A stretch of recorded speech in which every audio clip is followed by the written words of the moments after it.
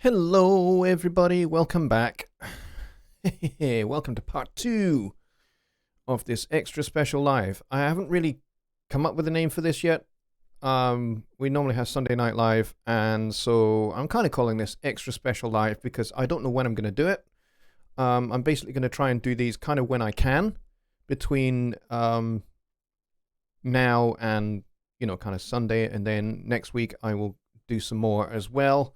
So my output, the idea is that my output will just grow a wee bit. So I'm going to do more shows, and I'll still, as I said, keep going with Sunday Night Live. We're just going to add some more shows. And the reason being is, hey, you know, some of us are in lockdown, some of us are in quarantine, and it's just another way in which I can serve you guys and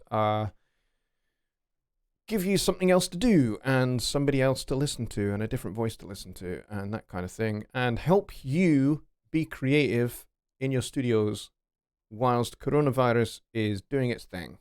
And eventually coronavirus will get bored or die, one or the other, or maybe get bored to death. I mean, I have suggested to the World Health Organization that they just have massive great big speakers that they set up around the world, and they just play Kenny G records back to back, and the coronavirus will die. It's the power of Kenny G. They laughed. What are you going to do? Anyway, let's see. We've got 11 people here already, which is pretty awesome, considering it's... What time is it over there? Over there it is 4 p.m. Here is 9 p.m. So, if you're wondering what's happening today... What is happening today is we are going to do this for around about an hour. And then we're going to have a little break. You guys can go pee. You can do other stuff. And then we will be over on the Home Studio Trainer YouTube channel for Songwriting Simplified. So that is going to happen anyway. I'm not drunk, honest. Songwriting Simplified will continue week by week. For as long as I'm able to do it and for as long as Johnny's able to do it, we will keep going, just like my Sunday Night Live. Those are the two kind of constants. Those are the two constants in the YouTube universe, is Johnny's live streams, Songwriting Simplified on Wednesdays, and my Sunday Night Live. Those are the kind of constants that you guys can look forward to during this crazy period that we are in. I know it was maybe marginally harsh. I hope there are no Kenny G fans here, but you know, I could have said somebody else. I could have said John Denver, but that's more likely to upset more of you. Let's see. Steve Ross, hello buddy. He says, I'm going to pee now. You can come along if you must. Just remember to flush and wash your hands. There we go. Michael Johnson said, that bumped my woofers out. Oh, really? Oh, okay. Sorry about that. Let's see. What do we have? Who do we have? We got 12 people here. It's amazing. Kyle was the very first in the door, very helpfully giving us a countdown. The movie will start in 1 minute. If only I could actually set up OBS to do that. Like every minute, just like put out a little, the show will start in 1 minute. Maybe I could get Steve to do something like that for me. That could be quite entertaining. Yeah, I need to work out if I could do something like that. That could be quite entertaining. Ken is here. Kyle, as I say, is here. Steve Ross. Michael is here. Michael Johnson. Movie Kid. Good to see you, Movie Kid. I've not seen you for a wee while. I'm glad you're here. And Don Hamer. Don, I have not seen in a long time. Good to see you, buddy. Welcome. I'm glad you're here. Let's see. Kyle says Johnny needs a head full of carols. You know what? I used to have a head full of carols. I don't have them anymore, obviously, but yes, I most definitely did have a head full of carols, and yes, at one time in my life, it was as long as Kenny G's hair is. I'm not quite sure how he manages to maintain his hair length, given that he's actually a wee bit older than me, so I would have thought that maybe he would be heading in my follicle direction, but apparently not. Unless he wears a wig, I don't know. Steve says, and sing a 20-second long song whilst I scrub. Absolutely. Now, if you are singing Happy Birthday whilst washing your hands, make sure you're singing it in the key of G, because that is the official key for Happy Birthday, I believe. Or it might be F, but I think it's G. Is it G?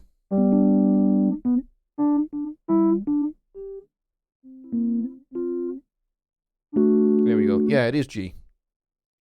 Yeah. Yeah, it's definitely G. So yeah, sing it in the key G. Let's see. Oh, you're still seeing the title screen. Sorry.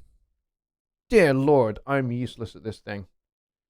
Damn it. I thought I pressed the button. Apparently I didn't. Sorry about that, guys. You were looking at the title screen for, like, I don't know how many minutes. Thanks for that. Steve says, I will absolutely record any voiceover track you like. Well, that's very, very kind of you, my friend. I really appreciate that. And we're going to have to work on your Scottish accent, though, I think. I don't know. Maybe we don't have to do it with a Scottish accent. Yes, Don. Yeah, I apologize, folks. I think for about 6 or 7 minutes there, you guys were just seeing the title screen. I don't know why that happened. I thought I pressed the button. I'm going to have to test this now and make sure that everything is as it should be. Let's just check that. Okay, that's working correctly. And that's working correctly, according to OBS. So, Steve goes, ah! Yeah, sorry about that. Yeah, well, it's either, Steve, it's either you've got to work on your Scottish accent or I've got to work on my American accent. Now, given that there are several hundred American accents to choose from, just like there are several hundred, and in fact there are several thousand British accents to choose from, including my own one, which is kind of southeast Edinburgh mixed with tiny wee bits of London, because I lived there for 12 years. So, yeah. Thanks, Don, for that, for letting me know that I was seeing the title screen, or rather showing it. Anyway, so, what are the points of these shows? Well, the point of these shows is to kind of, for us, basically, just to interact, just to chat. But also, we can I've lost my train of thought. We can do Q&As. Basically, that's what these shows will be, by and largely, is Q&As, just like an hour long, and you guys can just feed me your questions, and I will do my very best to answer them, and it'll take some of the question and answer pressure off of the Sunday Night Live show as well, or maybe actually just add to it, so just give you an even more of an opportunity to ask me challenging, awkward, difficult questions. So yeah, so there won't be a planned topic for every one of these shows, because I'll be doing these shows basically when I can.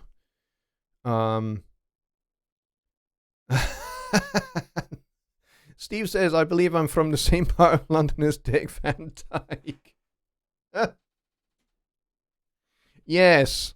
I'm not sure what London accent that was that Dick decided to do for Mary Poppins, but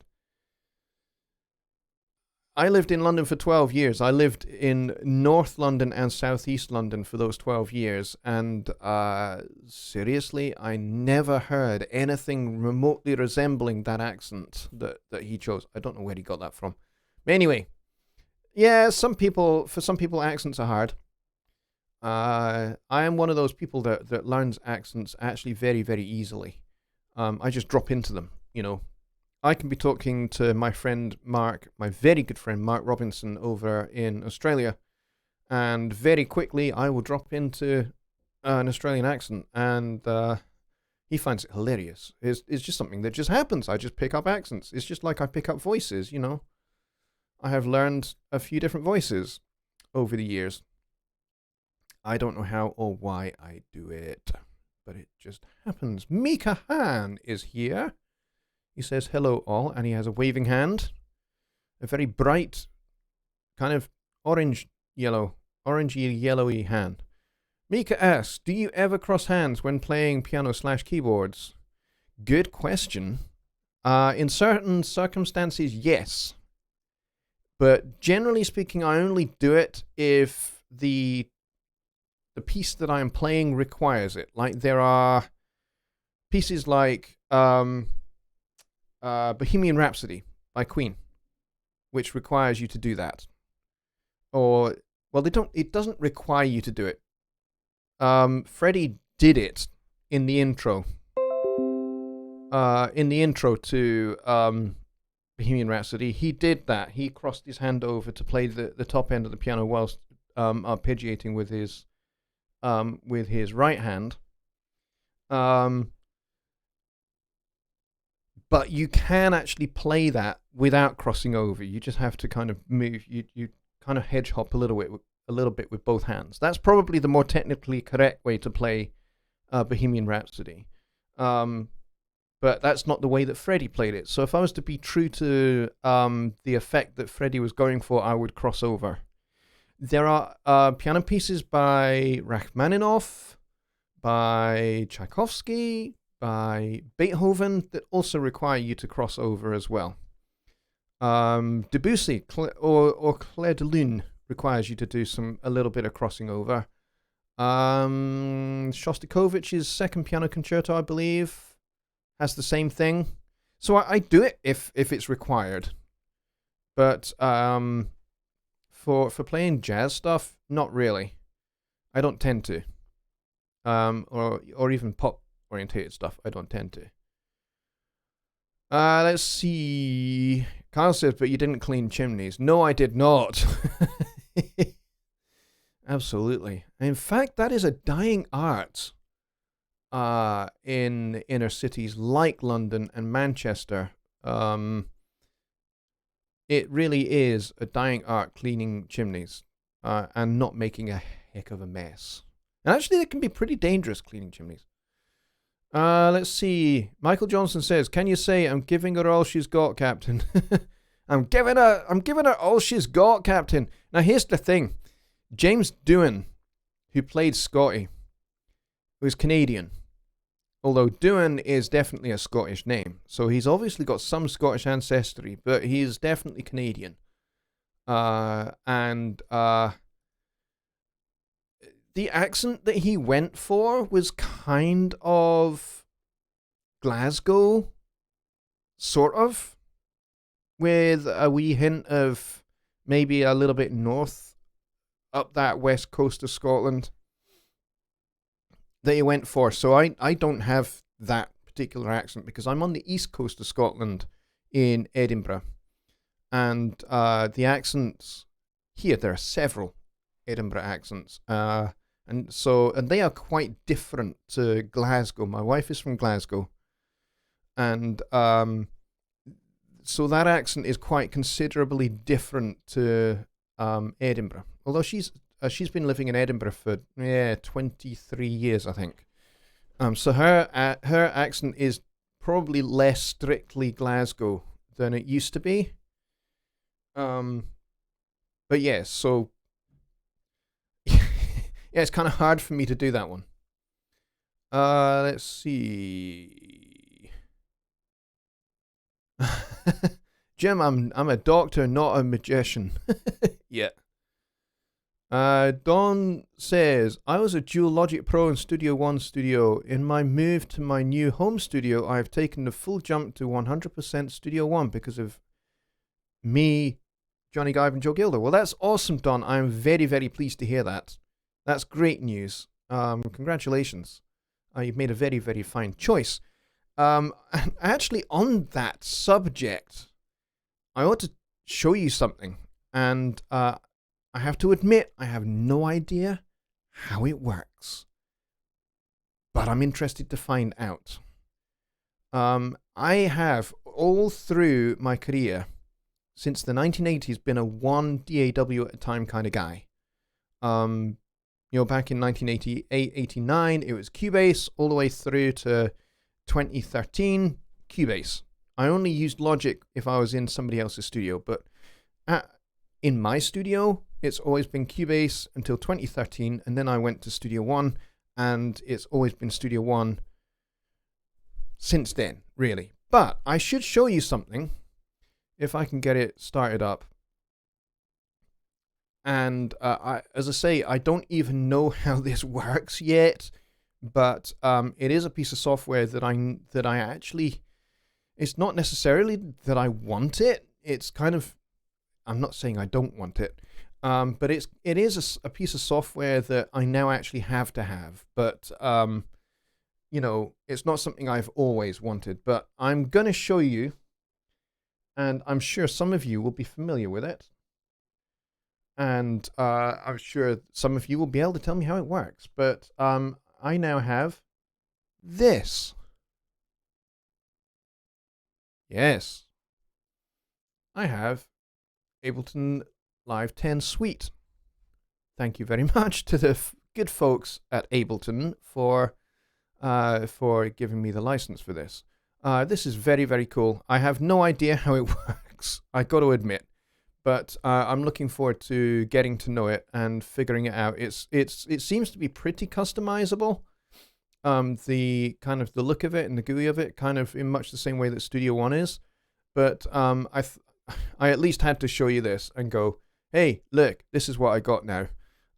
Because I'm now a dual DAW studio, and the reason why I have Ableton Live is because some of our products, like Atom, for example, now ship not only with Studio One, but with Ableton Live, the basic version of Ableton Live, which I think is called Ableton Live Lite.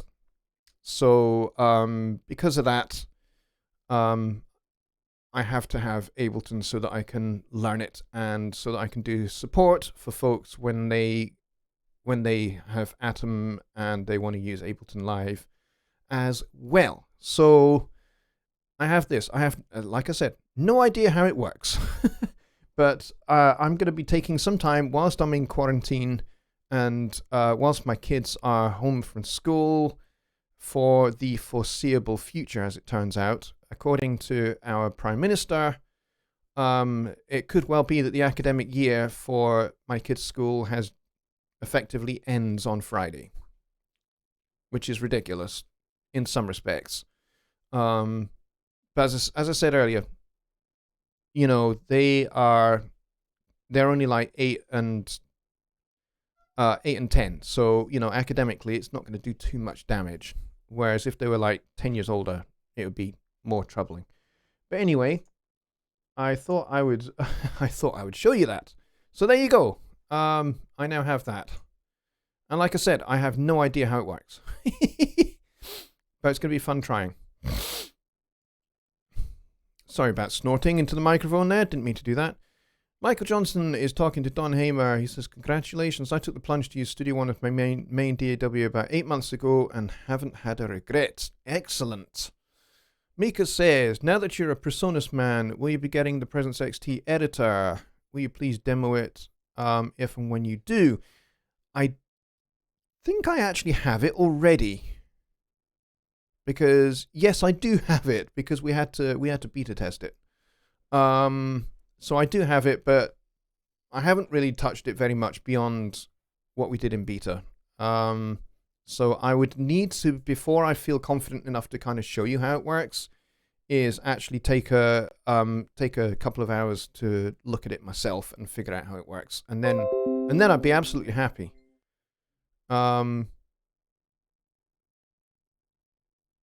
Okay. So yeah, I would be absolutely happy then to just go ahead and do a show on the XT editor. It's very powerful. My good friend Marcus Huskins has done a video. I think he's done at least one video on it. So it'd be worth doing a wee search of YouTube to try and find it and have a wee look at his video. Let's see. Michael says my dual setup is Studio One with Reason 11.2 running as a VST within it. Yeah, Jonny has that set up as well. And I'm actually considering seeing if I can do that as well. Getting myself a Reason license. Oh dear God! Somebody's phoning me.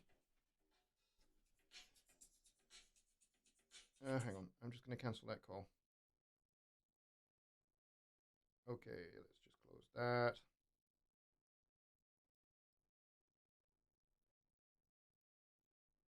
That's weird. I wonder who that could be. I don't know who that was. That almost never happens to me, but there you go. You heard my my phone's music. Let's see. With the XT editor presence becomes amazing. Yes, it does. It really, really does, because you can do all sorts of. You can be phenomenally creative and create your own weird and wonderful sounds, which you can then go and make use of for, you know, things like sound design. It's really, really, really useful for that. If you want to completely doctor a sound and Frankenstein a piano or something like that, you can definitely do that. So yeah, I think that's a very cool thing, and I will be looking into it for sure. And I can definitely add that to my list of either videos to do or a show to do. But as I say, in the meantime, Mika, go in and take a look at Marcus's video on it, because it is really, really good, and he is very, very thorough. Steve Ross says, "What's your number, Jonny? I'll make sure to phone you during your live streams as well." Steve, I'll PM you, my friend. I'd be happy to take a phone call from you. Definitely. Not a problem. It'll cost you, though, because it'll be expensive for you to call Scotland from the United States. Let's see. Ken says, "Man, I'm just getting notifications galore here. I need to figure out how to stop those swines." Ken says, "I had Reason 10 Pro, would not load on my system, kept crashing during plugin scan, and after 3 weeks of back and forth with support, I gave up." Oh, that's a shame. I have no idea what Reason's support is like. And that's a shame to get a negative report on that. I was hoping that they would be much more reasonable.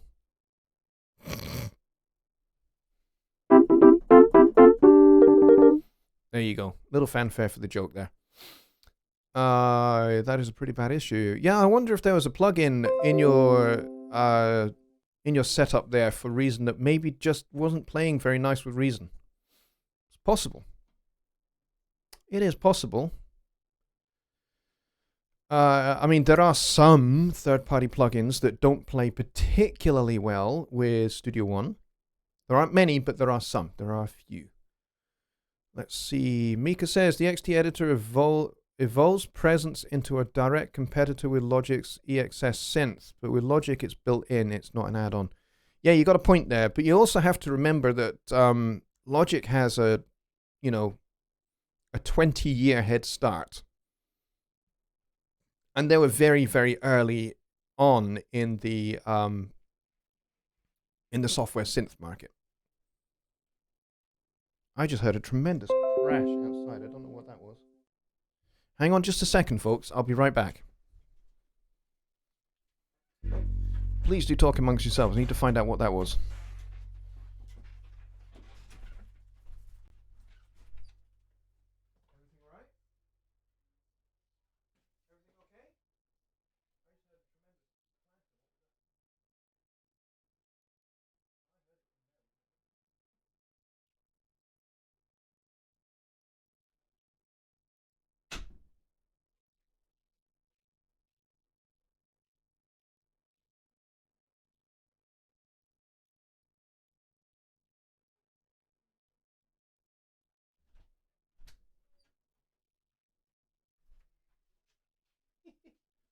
no. Oy, oy, oy. Sorry about that, folks. I heard something kind of crash outside and I wanted to find out what it was. Let's see. We've got 13 people in here, which is still pretty good, given that it's like 4 o'clock in the afternoon for you guys. And according to my little mini feed here, I'm still outside. Oh, there we go. I'm just coming in the door. That's hilarious. Let's see. Bobby Booth has just arrived. Hello, Bobby. You would have just seen me kind of walk out the room and walk in. Seemed like all of Waves. Oh, okay. That's a bit of a shame. And so, was that Reason support you were working with, Ken, or was that Waves support that you worked with to try and resolve that? Lawrence is here. Hello, mate. Good to see you. He says, is it Sunday already? No, I am doing a whole bunch of extra live streams whilst the whole world is gradually shutting down during this coronavirus thing.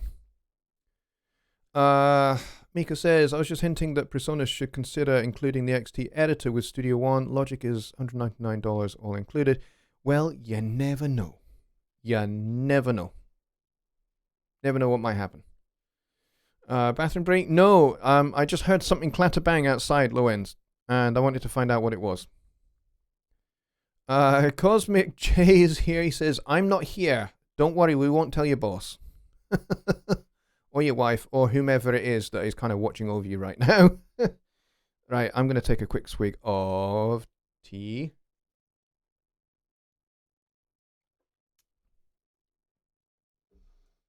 From the mug. Bobby says, I went back to version 9 on Waves. Yeah, there are a lot of people that have had issues with Waves 10 and Windows 10. Specifically, any plugins that you have that predate Waves 10 just don't work at all. You can't get them to load up in Studio One at all. I am one of those people. Because I have a whole bunch of Waves plugins in my account. I have the SSL consoles, I have the J37 tape machine, I have the NS1 noise suppressor, and I cannot use a single one of them. They just don't load. And the plugin scanner, I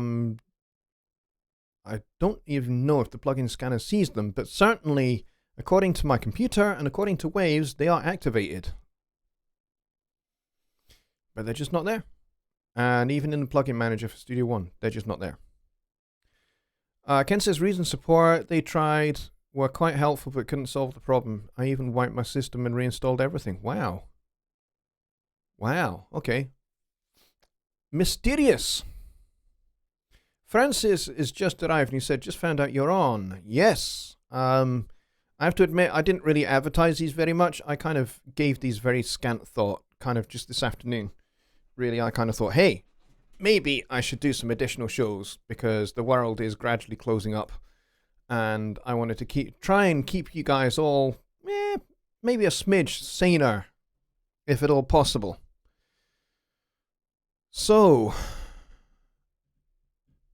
Mika says, not a big fan of Waves myself. So many issues with installations and registrations and iLock. Don't have the time for it. Yeah, I know exactly what you mean. I need to try and find some alternatives. Now, I know that Plugin Alliance have the Brainworks SSLs, and SSL actually have their own versions, their own plugin versions. Those are certainly on my radar to consider because they are widely regarded as much better. Yeah, they are widely regarded as much better. So, you know, they are something that I am considering. But one thing I do want to try and find is an alternative to the Waves NS1 noise suppressor. At the moment, I'm using the expander, the native to Studio One, which is fine, but it doesn't quite do what the NS1 does.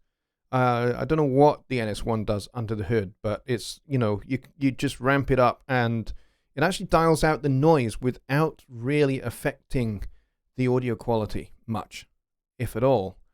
And it's incredibly transparent. You just don't hear the noise anymore. I did a demo on a video on it a while back. In fact, a couple of years ago. And I obviously can't do anything with that anymore. Don Hemer asks, do you have the Fat Channel expansion pack? Is it worth $200? Yes and yes. Emphatically yes. They are awesome. I use the EQs and the compressors a lot. I'm hoping that at some stage we will be creating a volume 2, because the fact that there's a volume 1 kind of suggests there's going to be a volume 2 later down the line. But at the moment I know nothing about that at all, but I'm hoping that will be something that will happen, and there'll be another expansion pack with some more goodies involved with that. I would love to see the Fat Channel just get better and better and better and bigger and bigger and bigger, because that would be awesome. Cosmic J says, I had another Maker plugin that needed to be in the HDD root directory, not the usual place. I moved it and it worked. Okay, well, that's cool. Yeah, I don't think that's my situation. Don't think that's my problem. I mean, basically, I have a new computer and a new OS. I'm on Windows 10 now, not Windows 7. But it's to do with version 9 of the Wave Central. You can go back to it, but I've not had any success with the Waves 9 versions actually working and appearing in Studio One. Don't know why. Bobby says, I got them and they are better than Waves. Yeah, I have heard that too, because the Brainworks ones... Oh, sorry, got an itchy nose. The Brainworks SSL plugins, from what I have seen from Dave Vignola's demos of them, they have it kind of works a little bit on the channel level as well, so you get some of that proper crosstalk between the channels, a little bit like what you do with the CTC1 console shaper, a little bit like that. It emulates that a wee bit, and that's very, very appealing. Cosmic J says, I like noise masking apps since pre-Sony SoundForge. They've been the biggest dB saver for me. Yeah, that's really, really cool. Acusonus is a fantastic noise reduction plugin. Expensive, but very good. Hang on just a second. Isotope RX also, yeah. And I believe you can also get Isotope RX from the Persona shop as well. I'll have to have a look into that. Save some dollars for something like that would be good. Because I often, well, in fact, one of the things I do for my local church is I process the audio from the sermons that are preached. And sometimes the mic, which is a little headset mic, can be quite a bit noisy. So having to dial out some of the hiss and some of the crackles is a bit of a challenge. And I used to do that with the Waves NS1, and it worked beautifully. It worked brilliantly, but doesn't really so much anymore, obviously, because I can't use it. So the expander kind of dials it back a bit, but it doesn't really actually get rid of it, whereas the suppressor actually got rid of it. Don't know how it did it, but it did it.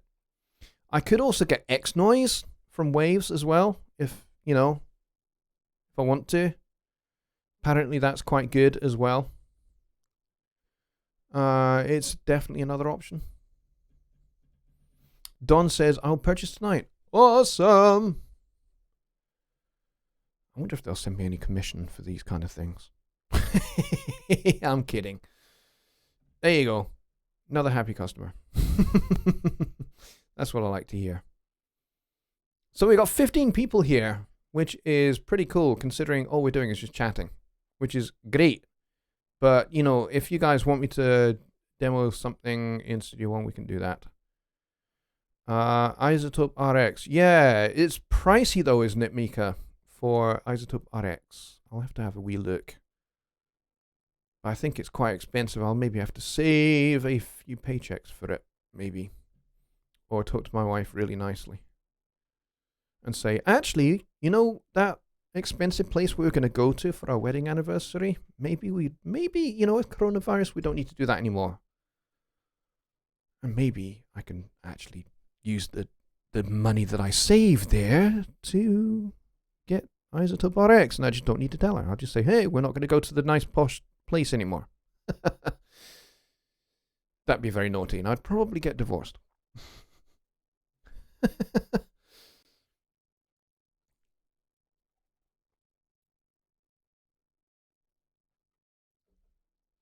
16 people in the room. That's awesome. That's very cool. 16 people here. I have to be honest, I was not really sure kind of quite how many people we'd get. Oh, we had 17 at one point, just about 20 minutes ago. No, in fact, not even 20 minutes ago. 7 minutes ago, we had 17 people. Well, that's cool. Alrighty. Any more questions, folks? Just to let you know, Jonny and I are still doing Sunday Night Live. Let me start that again. Wake up me, and start again. Jonny and I are still doing Songwriting Simplified at 6 p.m. That is definitely still happening, so stick around. For those of you that are into songwriting, we will still be doing that. I'm not quite sure what the subject is going to be. I need to talk to Jonny in the little break period in between. Standard RX is $400. Ouchie. Advanced is $1,100. Good grief. It is expensive, but I talked to people like Don Barnes, and he uses it a lot for his stuff, and in fact, he has a whole tutorial series that you can purchase on Isotope RX. And it's well worth getting if, RX is your thing and is a requirement for what you do. That sounds very, very expensive to me otherwise. Because really, I only ever used the NS1 kind of for anything that had crackles or hiss in it. So sometimes guitar amps have a little bit of hiss. Well, you just put it in, you just dial it up a little bit, and that hiss goes right away. I could, I suppose, just shed the extra money and just purchase the upgrade for the NS1, I suppose. I'm kind of loath to do that because I've already bought the darn thing. Kyle says, good night all, catch you all tomorrow. Kyle, take care, my friend. See you very soon. Bobby says, I ain't going nowhere. Or rather, he says, I ain't go nowhere else to go. So we'll be here. Awesome. Mika says, my studio business is a corporation. Awesome. Purchases like Advanced RX are tools for the business. We used to be able to write that off, but the new tax bill no more. Wow, that's a shame. We can still do that here, actually. Yeah, we can still do that, I think. So maybe I'll do that. Maybe I will do that. On the next tax period when we have to put them in. I'll make mention of that to my accountant and say, hey, we need to put this receipt in for that. So maybe I'll do that. Cosmic J says, I just checked. My Wave Central is on version 11.0.58. I didn't see it update. I'll have to go try some plugins out. Yeah. I wasn't aware that Wave's gone up to 11 yet. Maybe they have. Well, obviously they have if you're on Waves 11. Obviously. Interesting. Interesting. I'll have to check that out myself as well. Maybe they sneakily updated it. And I just didn't notice. What's this?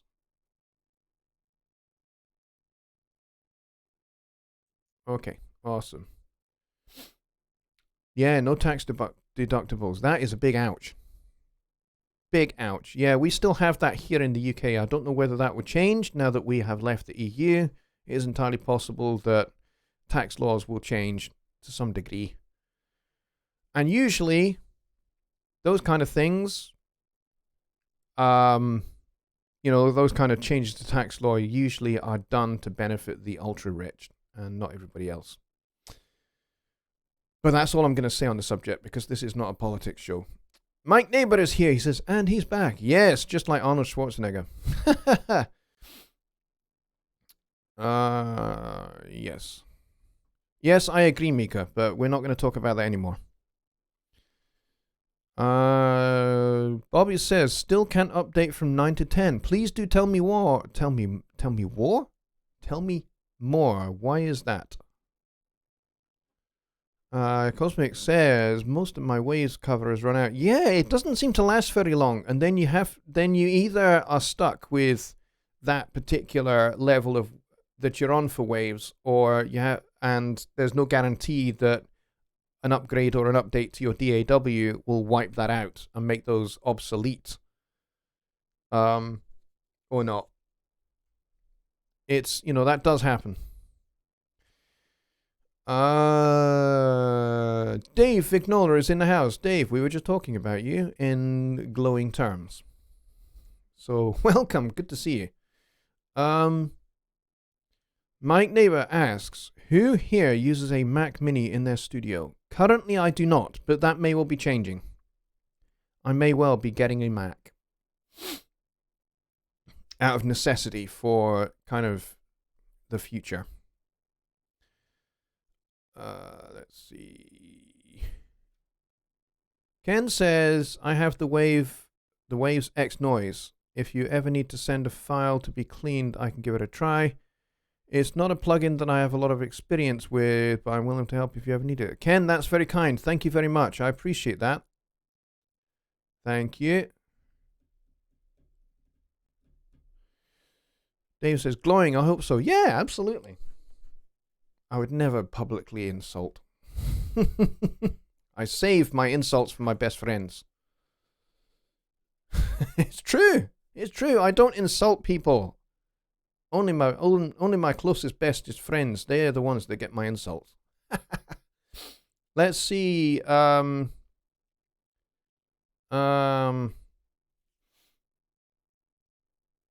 says, what I read you have to do the updates on Waves for them to go to the next version. What I read, sorry. You have to do the updates on Waves for them to go to the next version. Yeah, you do. You have to pay the upgrade fees. You have to, and then you have to buy into the update plan, which I think, not sure, so somebody will correct me if I'm wrong, but I think it's a monthly payment, I believe. I believe I can fly, but that'll get me a copyright strike. Dave asks, should we do a joint live stream maybe tomorrow? We could certainly do that, my friend. I would be up for that. For sure. Yeah. Get with me on Messenger or Skype or something, Dave, and we can plan that out. Francis says, is VST plugin and sample library file setups a problem for anyone besides me with multiple hard drives? Things get so disorganized. I have a couple of hard drives, and I also have a couple of these guys as well. In fact, I have about 5 or 6 of these, and I have a 4 terabyte external drive and a 2 terabyte external drive. So I've got like 6 terabytes of external storage, plus the 2 that I've got on boards. And it can get a little bit disorganized, but what you have to do is wherever you create a location for plugins, you have to make sure that you have Studio One pointing to that location. Or if you have sample libraries on a hard drive, you have to make sure that you have that selected in Studio One as well, so that Studio One knows where it is streaming the data from. And then the other thing you need to do is make sure you have copy external files switched on. in Studio One as well. So that anything you pull into a song, when you save it, it saves all of that stuff to its own media folder within your song folder, if you follow me. The song folder has its own history folder. It has its own image folder for drawing the waveforms. And it has a media folder. The media folder is where the pool is. If you look in the browser and you have the pool, and you have all of those WAV files in the pool, they are in the media folder in the songs folder. If that media folder gets disconnected from that song folder, you'll get a whole bunch. You'll get a dialog box saying all of these files are missing because it can't see them, and you need to redirect Studio One to that particular folder, and then it goes, "Aha! I have found them," and instantly they all repopulate. It's the same with your sample libraries, because I have the Looploft samples on one of my external hard drives.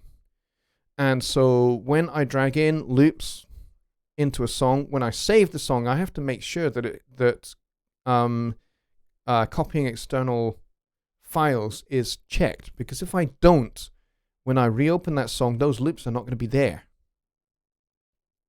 because it just won't see them.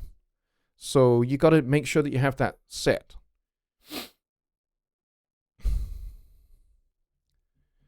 Let's see. Francis says, what does Francis say? He says, I wish the industry would come up with a system like MIDI in which setups are done in a regulated way that everyone knows where things are. Well, it kind of is, but it's because you have PCs and you have Macs, both operating systems work in different ways. And then the other issue is that each PC works in a different way. I mean, the operating system for PCs is kind of standard because, it all runs on the same thing. But, how things might be managed or organized kind of might depend a little bit from PC to PC. But yeah, it's very different between Mac and PC, how file management is all handled and stuff. Fairly similar, but different. Just definitely distinctly different. And so it would be quite hard for them to come up with one particular standard for everybody when you have different OSs. Cosmic says, my mate bullied me into buying Soundtoys Microshift. Then a mega deal turned up on Black Friday. I ended up with the lot for £150. Nice! Soundtoys actually make really, really good plugins. And Soundtoys, I think it's a great name for them.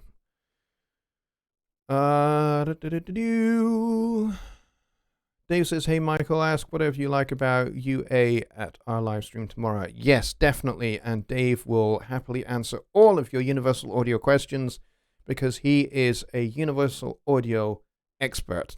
I know very little about Universal Audio, other than they are super smart plugins. And super expensive plugins as well, unless you have one of their devices, in which case, not so expensive. Let's see. Mikahan says, Dave and JL, YouTube seriously needs synth programming tutorials. I mean, some DAW instructors don't even know what ADSR means or does. This is one of my most popular subjects for instruction. Well, Mika, there is maybe a little niche in the market that you could step into, because I know you know a lot about that stuff.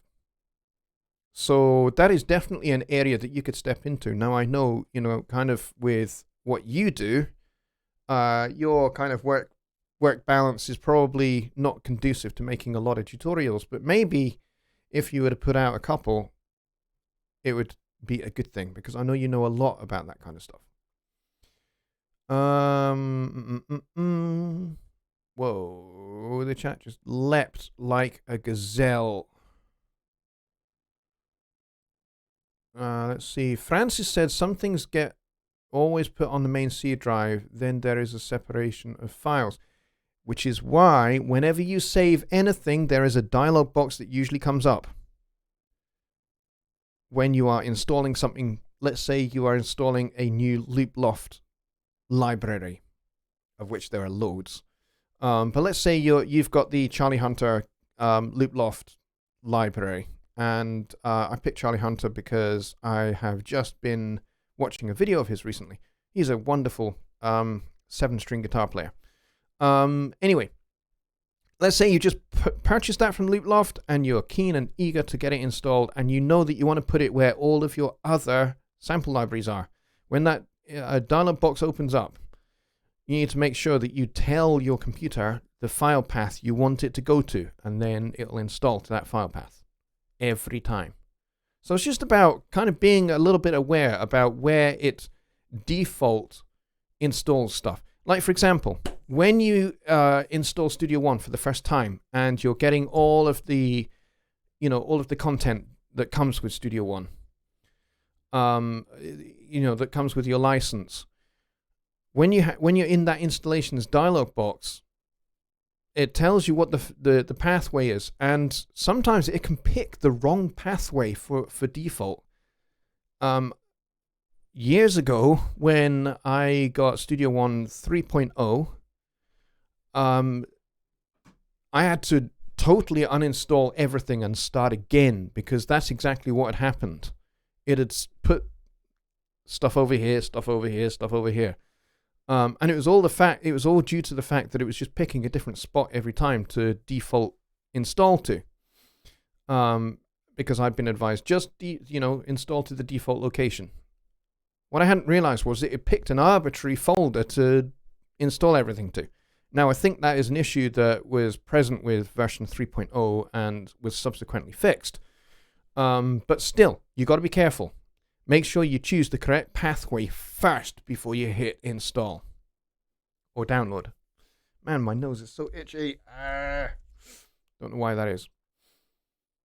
So let's see. Mike Davis says, Mika, the USB 3.0 ports, the only two there are. Will they be enough to power all my external gear? Faderport 8 Atom, 2 Glyph hard drives, and a Persona Studio 192. Wow. I'm not entirely sure that you could. Yeah, you'd have to have some kind of powered hub, I would think. Probably. Let's see. Bobby says, I have 4 external hard drives and 13 memory sticks, and I use them to keep my computer clutter free. Yeah, that's a great way to do it. That really is a great way to do it. Powered hubs have their specs available. Yes, absolutely. Powered active hubs will supply power for the devices. Correct. Dave says, gotta run. I just wanted to stop in and say hello. Tomorrow, Johnny and I will do a live broadcast, and we'll see you then. I'll send out email time. Excellent. Yeah, Dave, we'll get together and we'll sort that out, because I need to be careful about when we do that. Mika says, check what available power is. Add up your power requirements. Tip, plug your interface into the Mac. Yes, absolutely. Interface and fader port should be plugged in directly. After that, I think everything else is game for a powered hub. My experience is the fader ports work best when they're plugged in direct. Michael Johnson's got to go. Yeah, well, we're going to wrap up in like 4 minutes. Your drives and other gear do have their milliamp requirements somewhere in their spec sheet or online. Cool. There you go. Yes, I will be joining the Mac crew at some point. I'm not quite sure when, but in order for me to be able to do my job, I'm going to need a Mac. So I'm sure I will be joining the crew of Mac users, and I will probably likewise have to get a powered hub as well. And because I will be getting some other gear that will need plugged in, and I'm not sure if the Mac is going to have more than 2 ports. I think it's a bit ridiculous that a Mac Mini, I know the idea is the thing is meant to be small. I get that, but really? 2 USB ports? That's ridiculous. They should really have more than that. They should have 4 or 5 I mean, surely there's enough space on the back, I would have thought. But I suppose, is there enough space on the inside for the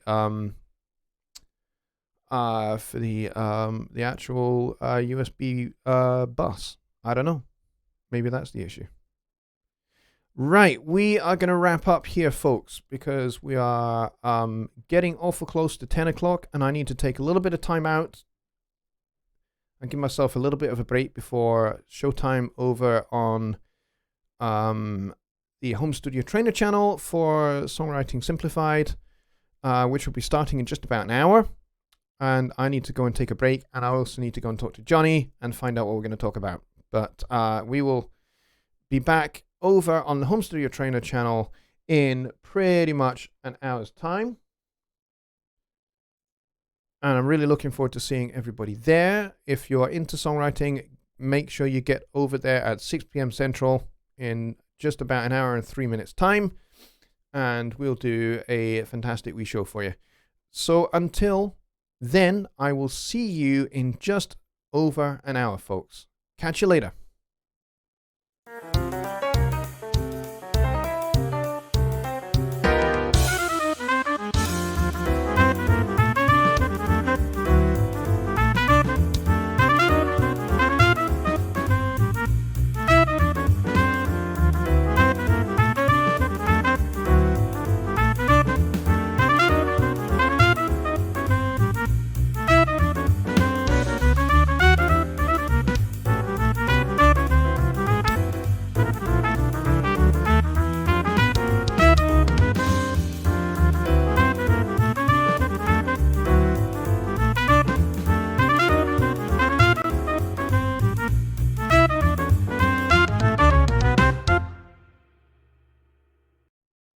See you in a bit.